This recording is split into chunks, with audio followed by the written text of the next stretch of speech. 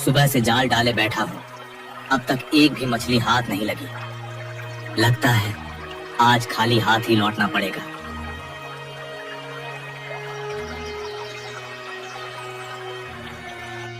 कनकपुर नामक राज्य के एक छोटे से गांव में किशन नाम का एक गरीब मछुआरा रहता था। किशन की एक बेटी भी थी, जो थी तो अंधी पर दिखने में बहुत सुंदर थी। क्या बात है किशन, इतने परेशान क्यों हो? क्या हो गया? क्या बात है बताओ। अब क्या बताऊं काका, आप तो जानते ही हो, गौरी की माँ के जाने के बाद से गौरी की सारी जिम्मेदारी अब मेरे ऊपर आ गई है। और अब गौरी बड़ी हो गई है, लेकिन क्या कहे, उसके अंधे होने के कारण उससे कोई शादी ही नहीं करना चाहता। अब तुम ही बताओ, ऐसे में मैं करूं तो क्या करूं? किशन तुम चिंता मत करो, ऊपर वाला हमेशा हमारी परीक्षा लेता है। ऐसे में हमें हिम्मत से काम लेना चाहिए, हार नहीं मानना चाहिए है। हाँ, शायद तुम ठीक कहते हो काका, मुझे सब कुछ ऊपर वाले पर ही छोड़ देना चाहिए। अब जो किस्मत में होगा उसे कौन बदल सकता है। इतना कहकर किशन नदी किनारे मछलियां पकड़ने चला जाता है। हे ऊपर वाले, मेरी बेटी की किस्मत का दरवाजा तू ही खोल। ये कहकर किशन मछली पकड़ने लगता है। धीरे धीरे शाम होने लगी। किशन के जाल में थोड़ी बहुत ही मछलियां फंसी हुई थी।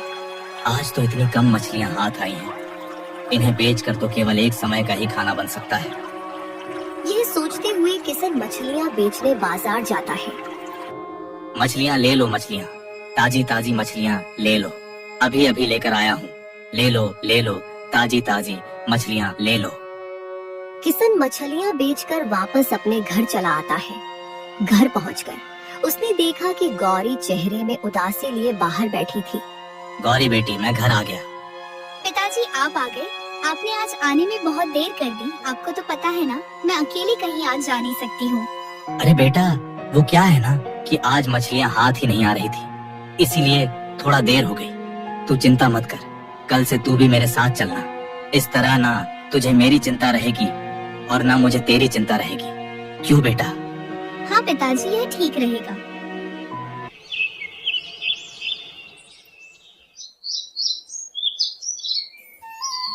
गौरी बेटा, जल्दी कर वरना दिन चढ़ जाएगा और फिर हमें देर हो जाएगी। ठीक है पिताजी, चलिए। किशन गौरी को लेकर मछलियां पकड़ने निकल पड़ता है। नदी किनारे पहुंचकर किशन गौरी से कहता है, बेटी हम पहुंच गए, अब तू नाव में आराम से बैठ जा, फिर हम मछलियां पकड़ने चलते हैं। पिताजी मैं गिरूंगी तो नहीं ना? अरे नहीं बेटी, बस तू आराम से बैठ। गौरी आंखों से देख तो नहीं सकती थी, इसलिए वो चुपचाप नाव पर बैठ जाती है। फिर किशन नाव लेकर मछलियां पकड़ने निकल जाता है, लेकिन आज उसके हाथ एक भी मछली नहीं लगती है। आज तो एक भी मछली हाथ नहीं आई। पिछले कई दिनों से मेरे साथ यही हो रहा है, मछलियां आती ही नहीं है। अगर ऐसा ही चलता रहा तो मैं और मेरी बेटी तो दोनों भूखे मर जाएंगे। किशन यह सोच ही रहा था कि तभी वहाँ किशोर नाम का एक दूसरा मछुआरा अपनी नाव लेकर किशन के पास आता है। अरे किशन भाई, आज किसे साथ लेकर आए हो? ये कन्या कौन है? ये मेरी बेटी है गौरी। अच्छा, ये तुम्हारी बेटी है जो अंधी है ना? हाँ, वैसे खूबसूरती में तो ऊपर वाले ने कोई कमी नहीं की है, बस लगता है आंखें देना भूल गया। किशोर भाई, यह तुम कैसी बातें कर रहे हो? देखो, ऐसा है कि मेरी बेटी चाहे जैसी भी हो, मेरे लिए सबसे सुंदर और सबसे अच्छी है, समझे?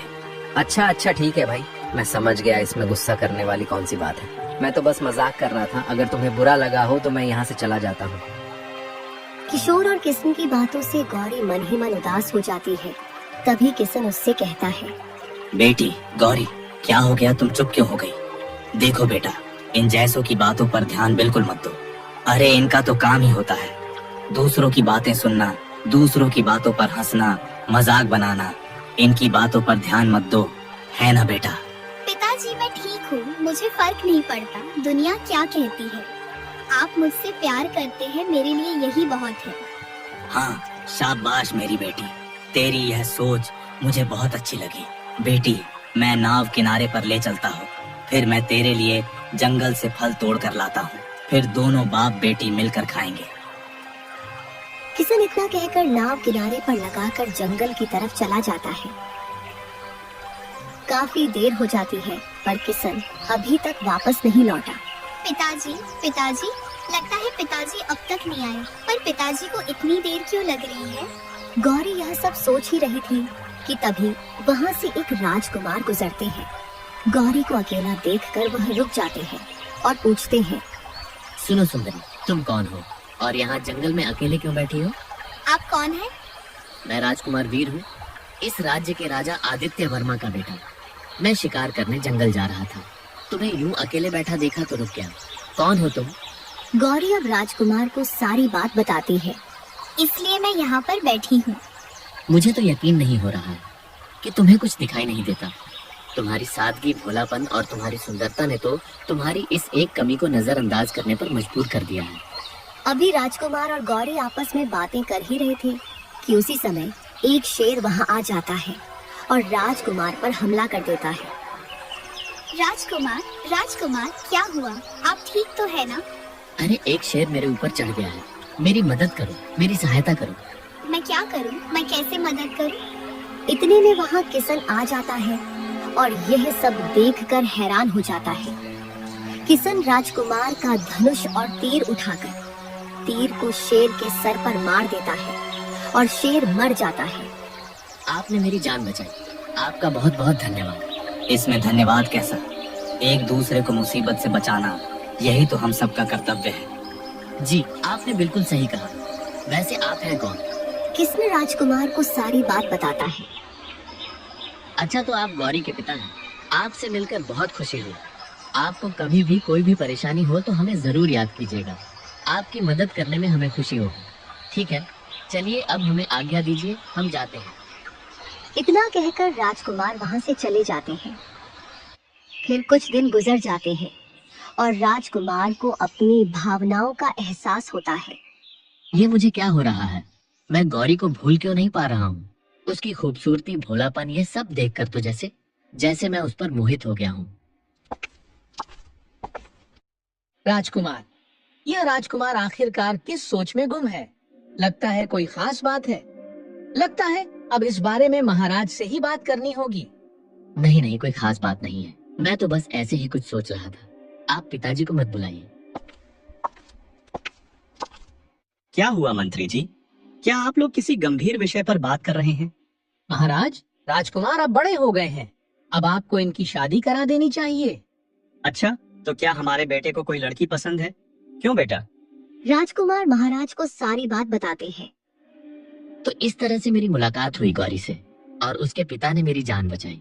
फिर तो हमें गौरी के पिता का शुक्रिया अदा करना चाहिए और साथ ही उनसे मिलकर गौरी और तुम्हारे विवाह की बात भी कर लूंगा। क्या सच में पिताजी? आप वाकई में बहुत अच्छे हैं। मैं गौरी और उसके पिता को ढूंढने जा रहा हूँ और हाँ, मैं दोनों को साथ में लेकर लौटूंगा। ठीक है पिताजी, मैं जाता हूँ। इधर किसन फिर से गौरी की आंखों के लिए परेशान होता है। चल बेटी, मैं आज तुझे चमत्कारी बाबा के पास लेकर चलता हूँ। वह तेरी आंखों को जरूर ठीक कर देंगे। पिताजी, आप पहले भी मुझे कितने बाबाओं के पास ले जा चुके हैं, पर मेरी आंखें कोई भी ठीक नहीं कर पाया। बेटी, क्या पता, हो सकता है कि यह बाबा तेरी आंख ठीक कर दे। देख, हमें कोशिश किए बिना हार नहीं माननी चाहिए। चलना, चलकर देखते हैं क्या होगा।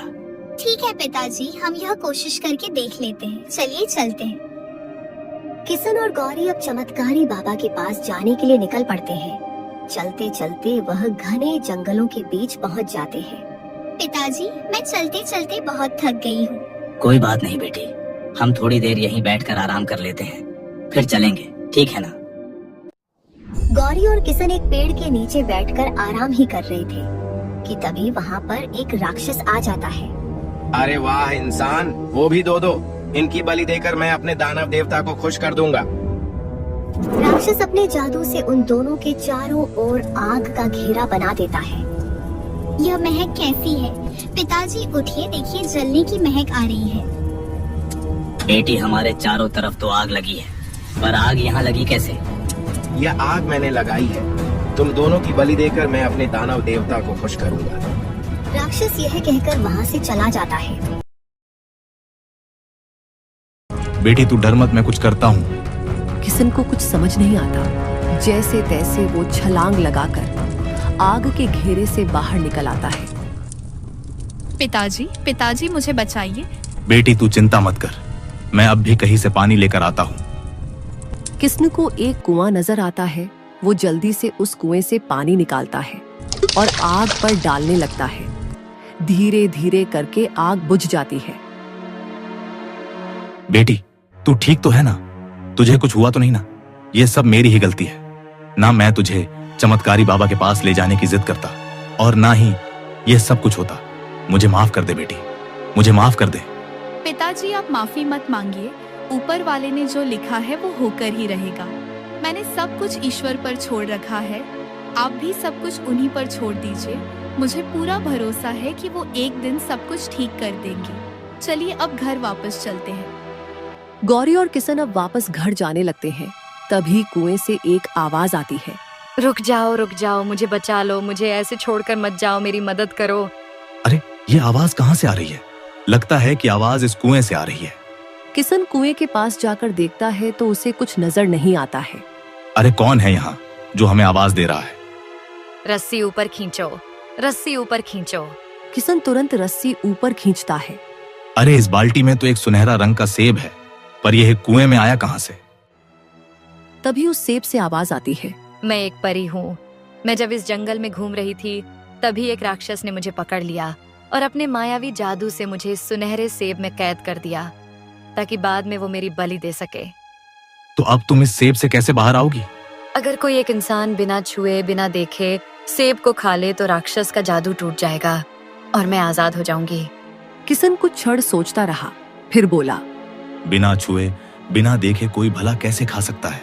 ये तो असंभव है। तभी गौरी किशन से बोली, पिताजी मैं समझ गई हूँ इसका जादू कैसे तोड़ना है। आप इस सेब को उठाकर मुझे खिलाइए। लेकिन बेटी शर्त के अनुसार तो। पिताजी सब ठीक होगा, बस जैसा मैंने कहा है आप वैसा कीजिए। फिर किशन उस सेब को उठाता है और गौरी को खिला देता है। जैसे ही गौरी सेब खाती है, परी आजाद हो जाती है। तुम्हारा बहुत बहुत धन्यवाद भले इंसान, तुमने मुझे मायावी जादू से आजाद कर दिया। लेकिन बेटी यह कैसे हो गया? इसका जादू कैसे टूट गया?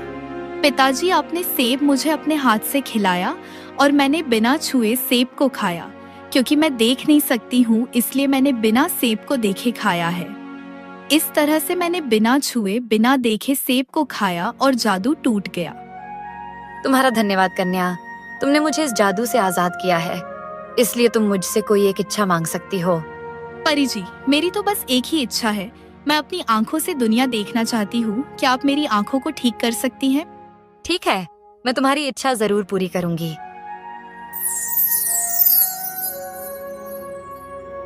पिताजी मुझे सब कुछ दिखाई दे रहा है। पिताजी देखिए ना, मेरी आंखें एकदम ठीक हो गई।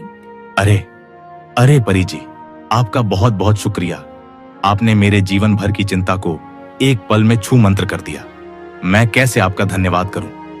बहुत बहुत धन्यवाद परी, आप सच में बहुत अच्छी हैं।